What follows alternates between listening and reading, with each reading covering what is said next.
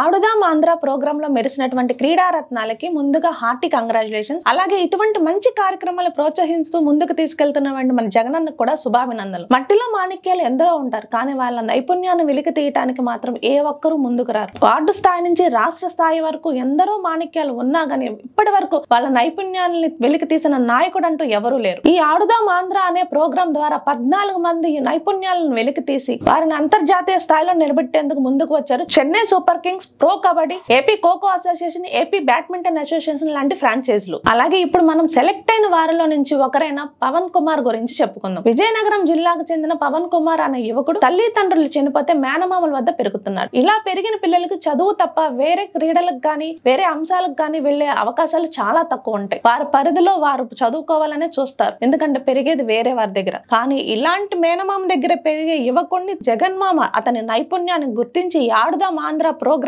ద్వారా ముందుకు తీసుకొచ్చి చెన్నై సూపర్ కింగ్స్ దత్తత తీసుకొని ట్రైనింగ్ ఇచ్చి జాతీయ స్థాయిలో నిలబడే స్థాయికి తీసుకొచ్చారు. ఇలాంటి ప్రోగ్రామ్స్ ని ఇన్స్పిరేషన్ గా తీసుకుని ప్రతి యువకులు ముందుకు వచ్చి జాతీయ అంతర్జాతీయ స్థాయిలో వాళ్ళకున్న నైపుణ్యాలను బయట పెట్టి అంతర్జాతీయ వేదికలపై ఆంధ్ర రాష్ట్రం యొక్క సత్తా చూపాలని కోరుకుంటున్నాను. ఇంత మంచి జరుగుతున్న, ఇన్ని వైవిధ్యమైన కార్యక్రమాలు తీసుకొస్తున్న ప్రతిపక్షాలు ప్రభుత్వం మీద బురద జల్లటానికే ఉన్నాయి అన్నట్టు కూర్చున్నాయి తప్ప ఏ ఒక్క యువకులకి కంగ్రాచులేషన్స్ చెప్పడానికి వాళ్ళ పేపర్ లో పెన్ను రాలేదు, వాళ్ళ నోట్లో మాట రాలేదు. అయినా ప్రజల జీవితాలతో ఆడుకునే చంద్రబాబుకి, పెళ్లాల జీవితాలతో ఆడుకునే ప్యాకేజ్ బాబులకి ఏం తెలుస్తుందిలే పేద పిల్లల భవిష్యత్తు గురించి, వాళ్ళ జీవితాల గురించి, వాళ్ళ నైపుణ్యాల గురించి.